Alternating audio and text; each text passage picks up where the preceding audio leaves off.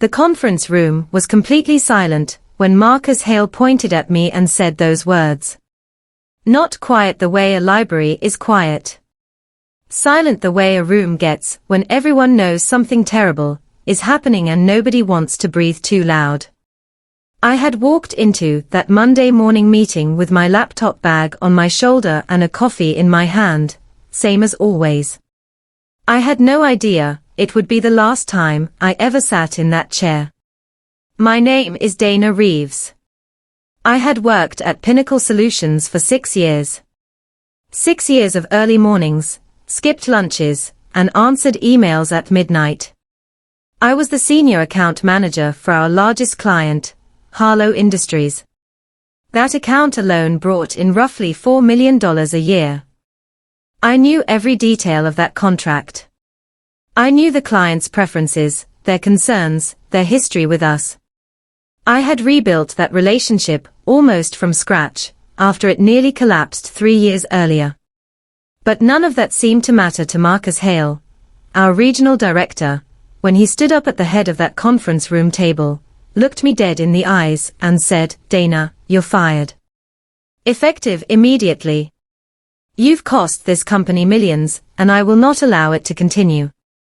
Every single person in that room turned to look at me. 22 co-workers. All staring.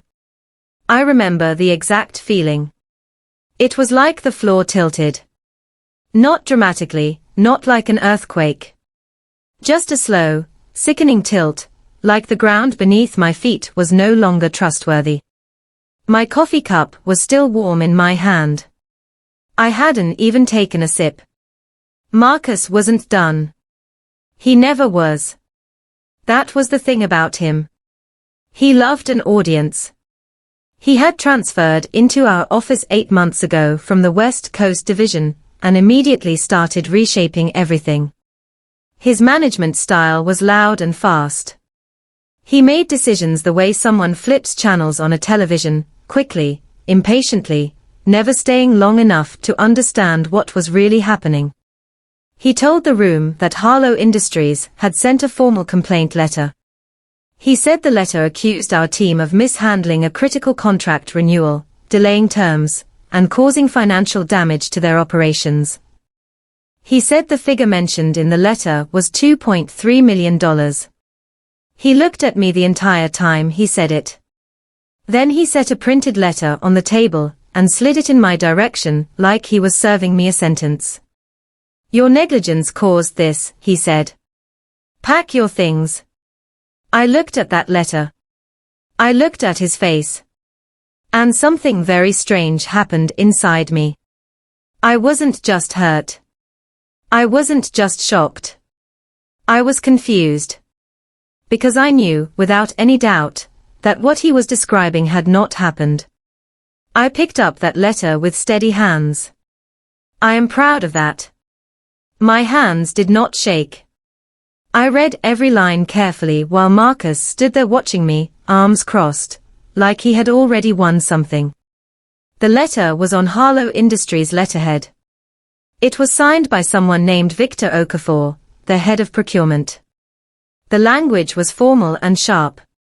It mentioned delays in contract finalization, failure to communicate updated terms, and what it called a disregard for the agreed timeline. But here is what Marcus did not know. I had never spoken to Victor Okafor in my life. The person I worked with at Harlow Industries was their VP of Operations, a man named Philip Tran. Philip and I had worked together for 3 years. We had a relationship built on trust, clear communication, and consistent results. The contract renewal I had been managing was almost complete.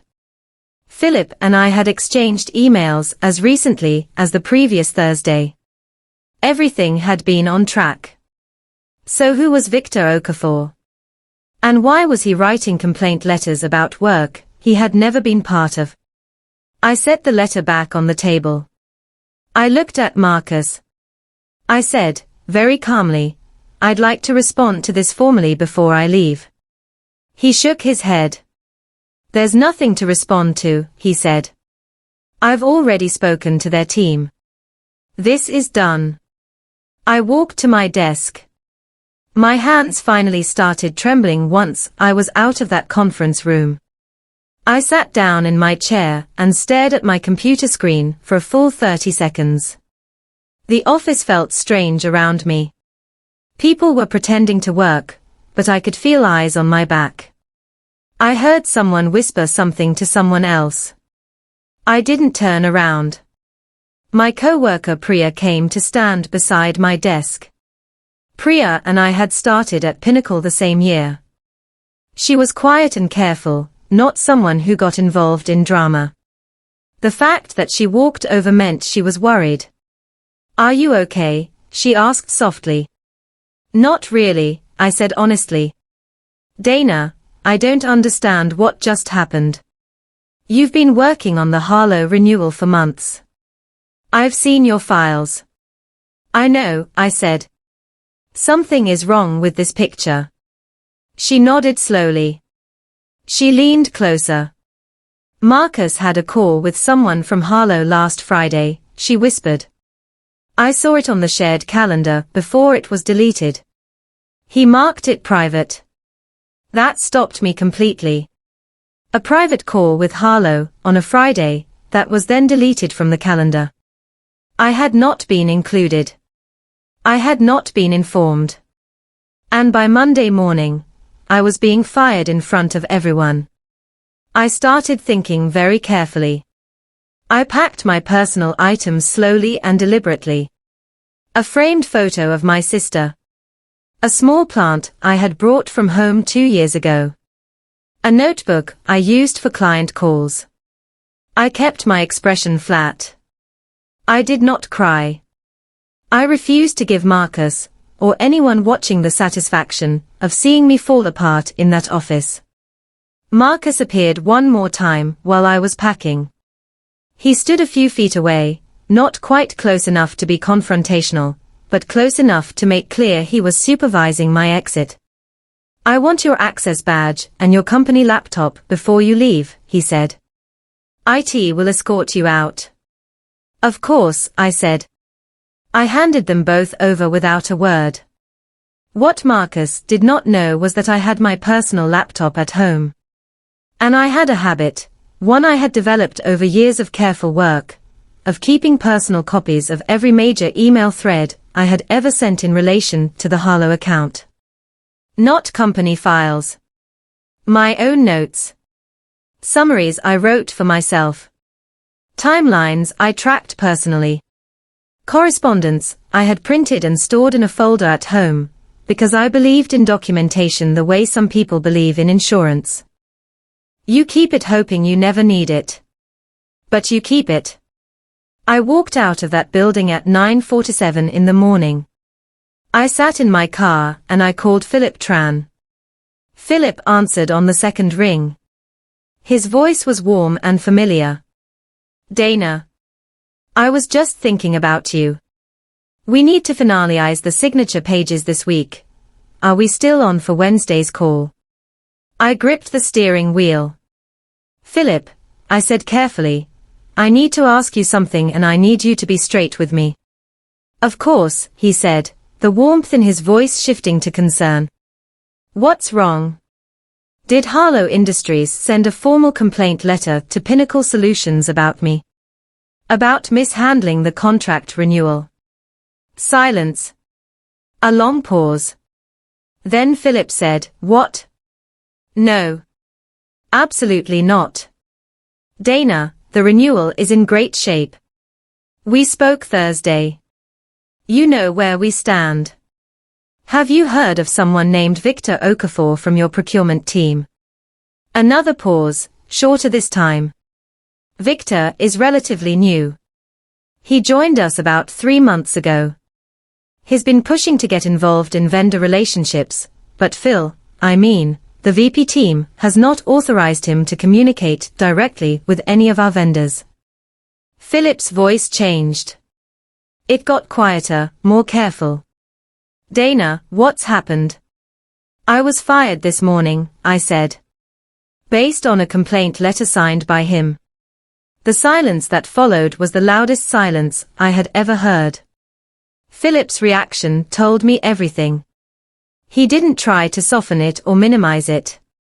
He said, "Dana, I am going to make some calls right now. Do not do anything yet. Give me until this afternoon." His tone had shifted completely.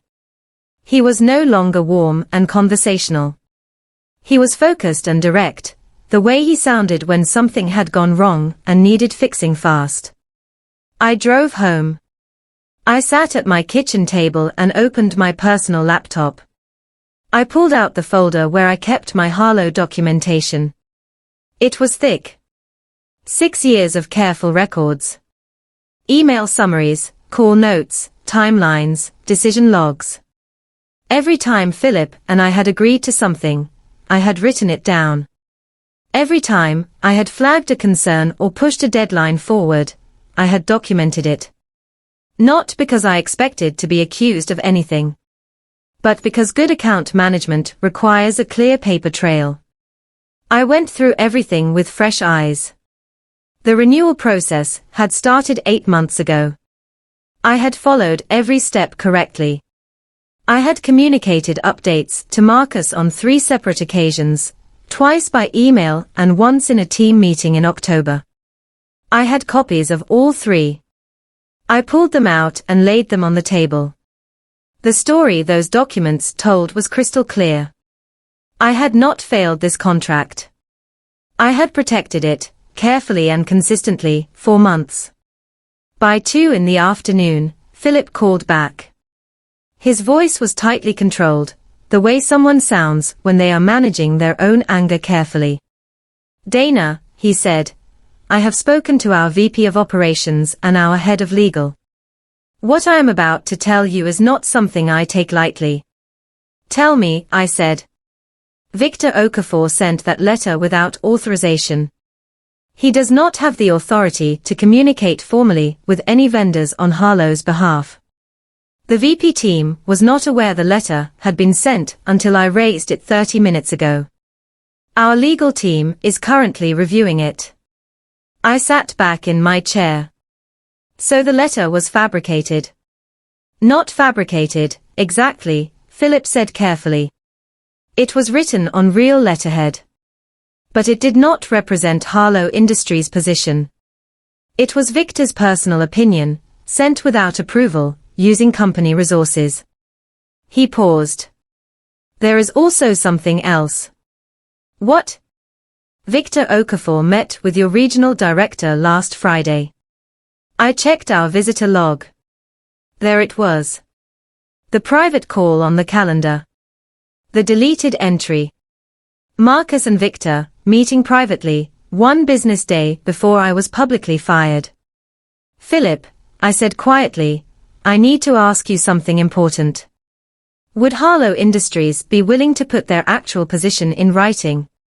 "Already in progress," he said. That evening I barely ate. I sat at my table with my documents spread out in front of me, and I thought carefully about everything I knew. Marcus had been in contact with Victor Okafor privately. Victor had sent an unauthorized complaint letter on Harlow Industries' letterhead. Marcus had used that letter to fire me publicly, in front of my entire department, without giving me any chance to respond or investigate. The whole thing had moved in less than 72 hours, from Friday's secret meeting to Monday's public firing. Why? That was the question I kept returning to. Marcus had been at Pinnacle for 8 months. In that time he had restructured 2 teams, removed 3 people, and brought in 2 of his own people from his previous division. He was rebuilding the office in his image. I had seen it happening, but I had not felt threatened. I was good at my job. My numbers were strong. My client relationships were solid. But maybe that was exactly the problem. Maybe being good at your job is threatening when someone else wants to take credit for what you've built. The Harlow account was the crown jewel of our regional office. Whoever managed it going forward would look extremely good. And if I was gone, that account would need a new manager. I thought about who Marcus had been spending time with lately. His new hire. A man named Troy Bassett, who had transferred in from the West Coast 3 months ago. Troy had zero experience with Harlow. But he had Marcus's full support. The next morning I called an employment attorney. Her name was Arlene Watts. A friend had recommended her a year earlier, and I had stored her number, the same way I stored everything, just in case. She listened to me carefully for 20 minutes without interrupting. When I finished, she was quiet for a moment. "You documented everything," she said. "Yes. Email summaries, call notes, timeline logs, copies of my updates to Marcus. And the client is prepared to confirm the complaint letter was unauthorized. They are putting it in writing today." She exhaled slowly. "Dana, I want you to do nothing publicly yet. Do not post on social media. Do not contact Marcus or anyone at Pinnacle directly. Send me everything you have today. Everything. Let me review it and we'll speak tomorrow morning." I sent her the entire folder. Every page. That afternoon Philip sent me a formal letter on Harlow Industries letterhead. This one was signed by both the VP of Operations and the head of legal. It stated clearly that Harlow Industries had no complaint against Dana Reeves or Pinnacle Solutions regarding the contract renewal. It stated that the letter previously sent by Victor Okafor did not represent the company's position and had been sent without authorization.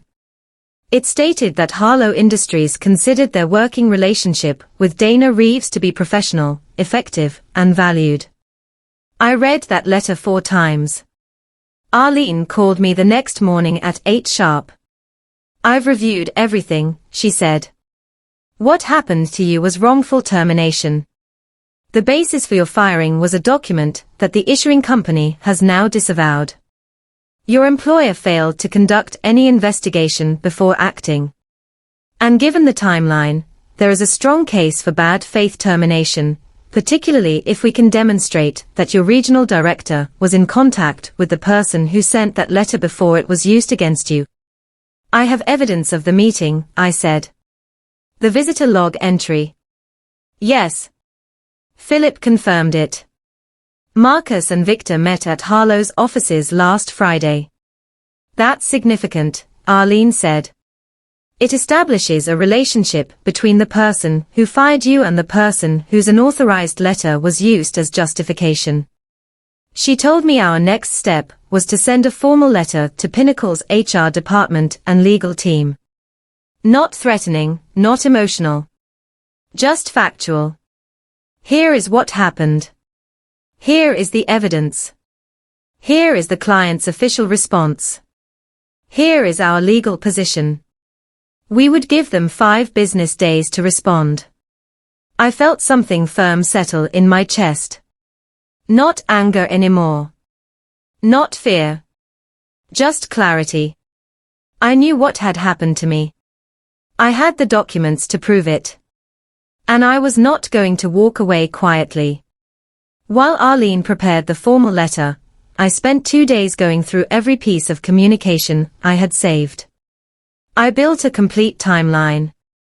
It was meticulous. Every email, every call note, every meeting summary, dated and organized. I printed it all and put it in a new binder. 47 pages. I also thought about Troy Bassett.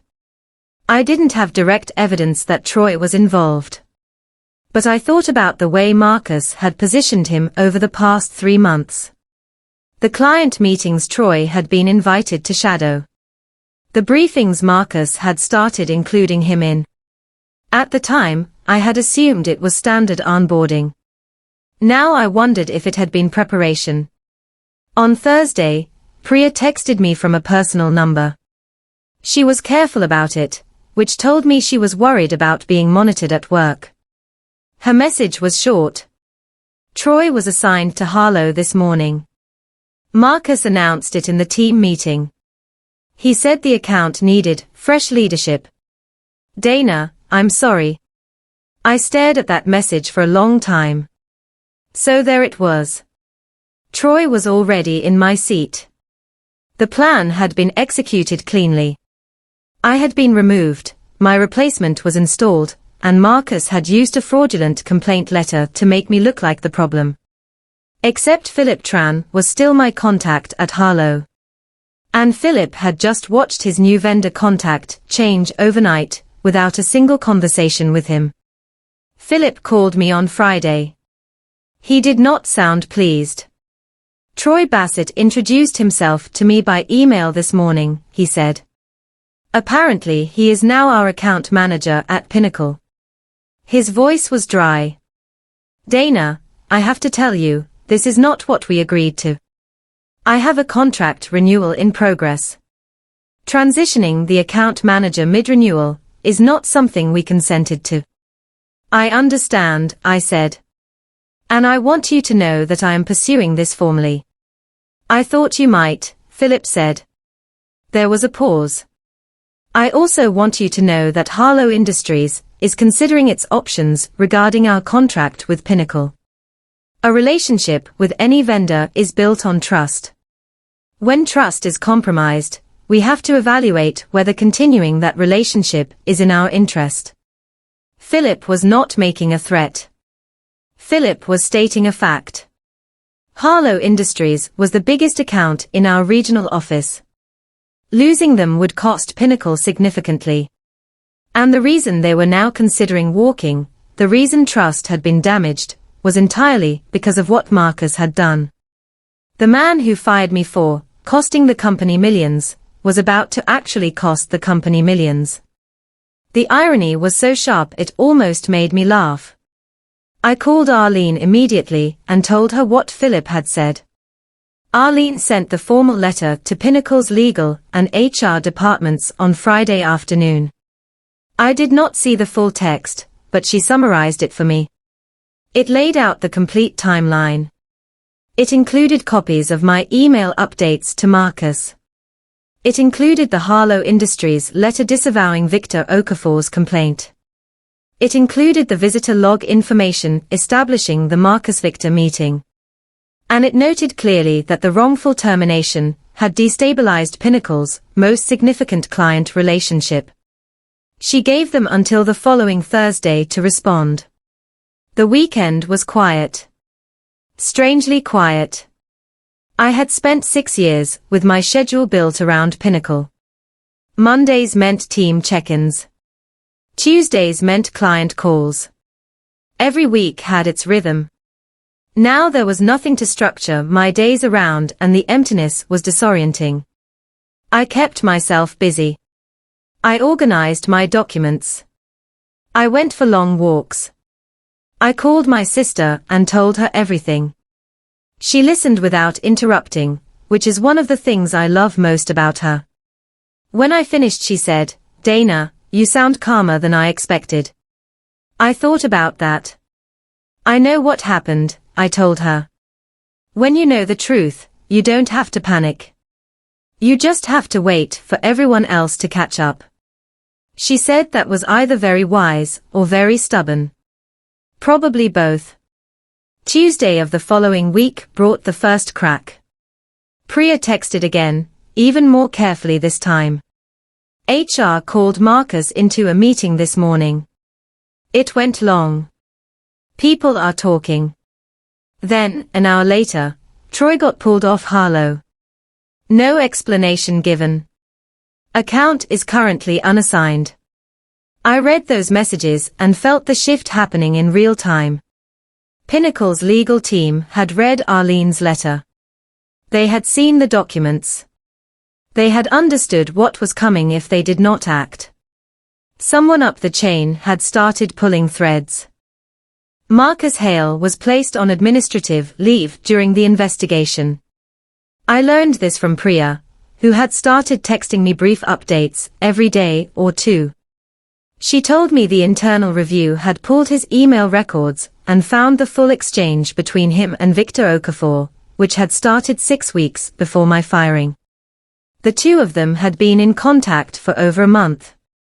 Victor had been feeding Marcus information about internal frustrations at Harlow, most of which were unrelated to my work. Marcus had used that information to build a case. The complaint letter had been the final piece. What Marcus had not accounted for was that Victor Okafor had acted entirely on his own initiative.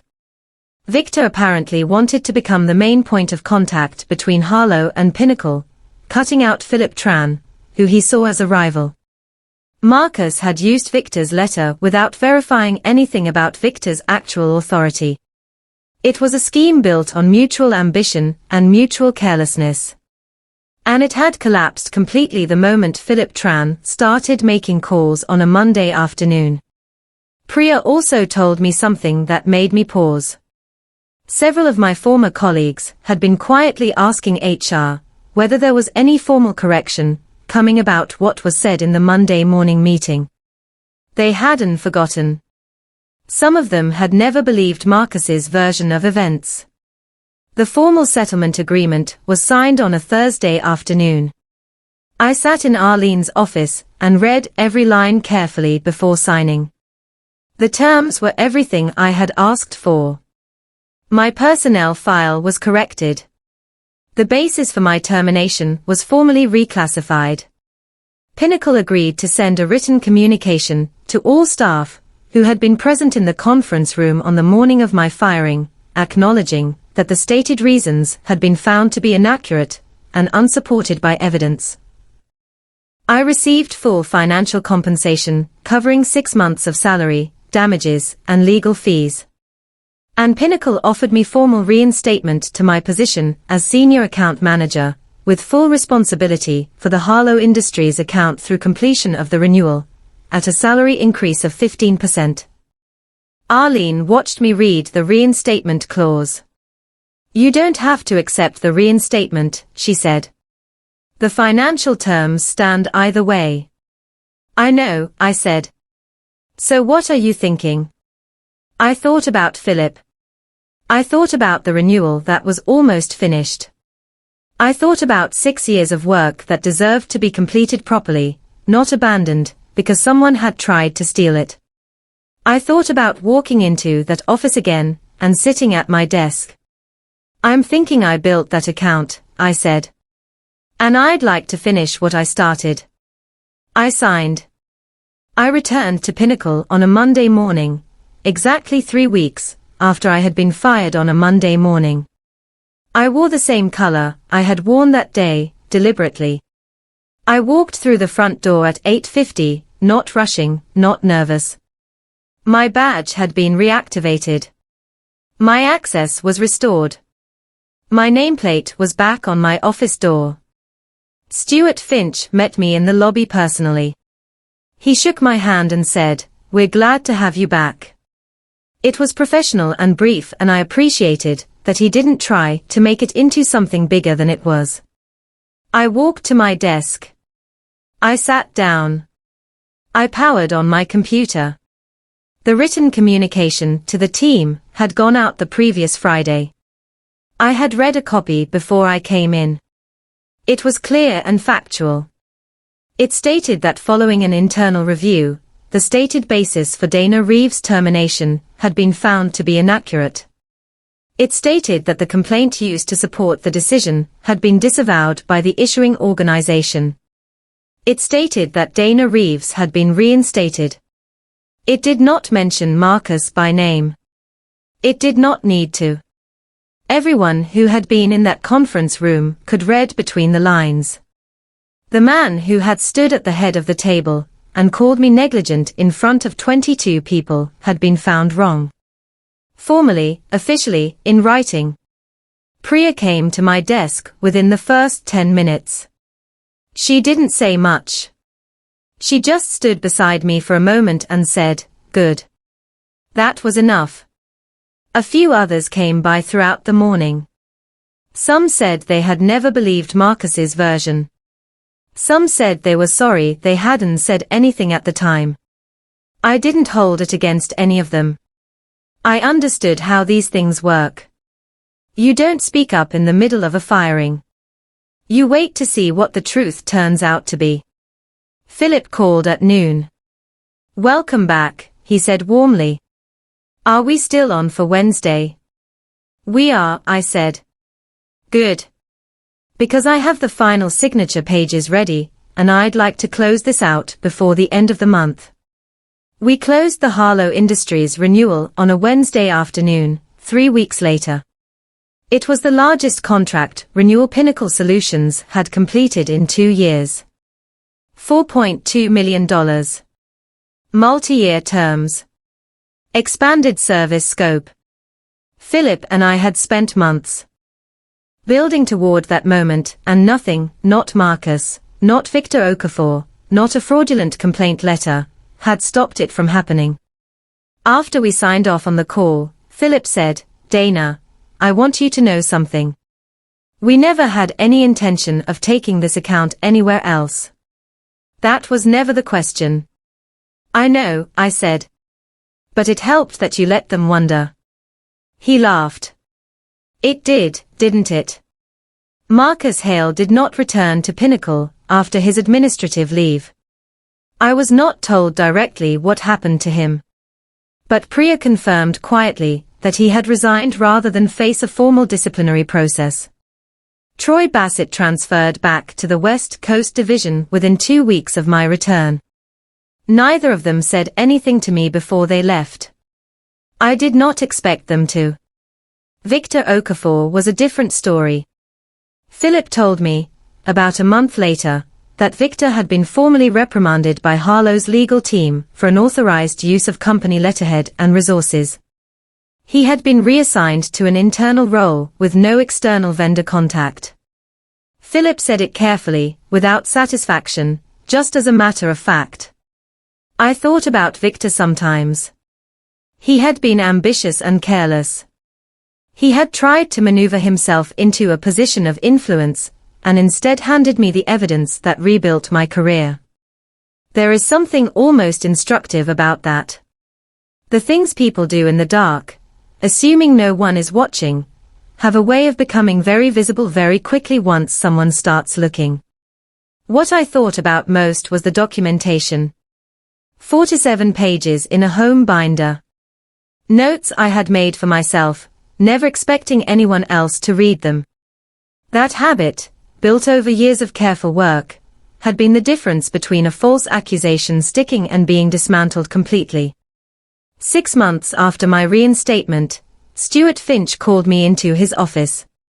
He told me that the regional director position, the one Marcus had held, was being restructured. He asked if I would be interested in being considered for a newly created director of client strategy role that would oversee the top 5 accounts in the region, including Harlow. It came with a significant title change, a team of 3 direct reports, and a compensation package that reflected the seniority of the role. I asked for 24 hours to think about it. He said of course. That evening I sat at my kitchen table, the same table where I had spread out my documents 3 weeks after being fired, and I thought about everything that had happened in the past year. I had been publicly humiliated. I had been called negligent and costly in front of everyone I worked with. I had been escorted out of a building I had helped build for 6 years. And then, because I had documented my work, because I had built real relationships with real clients, because Philip Tran had picked up the phone, because I had not panicked and not walked away quietly, I was sitting here being offered the room Marcus had tried to take from me. I called Stuart the next morning. I'm interested, I said. Let's talk terms. Marcus had fired me for costing the company millions. The client had told the truth. And the truth had taken me somewhere better than I had ever been before.